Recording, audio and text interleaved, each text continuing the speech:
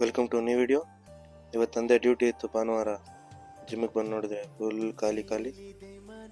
ಹಾಗೆ ನಮ್ಮ ಫ್ರೆಂಡ್ಸ್ ಇಬ್ಬರು ಬಂದರು. ಹಾಗೆ ನಮ್ಮ ಹುಡುಗ ಕ್ಲೀನಿಂಗ್ ಮಾಡ್ತಿದ್ದ.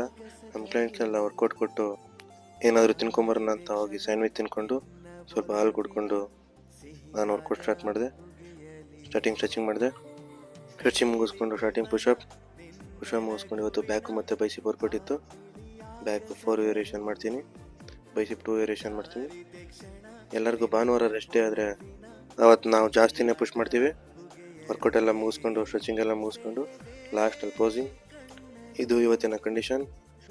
ಪೋಸಿಂಗ್ ಎಲ್ಲ ಮುಗಿಸ್ಕೊಂಡು ನಾನು ಅಲ್ಲಿಂದ ಹೊರಟೆ.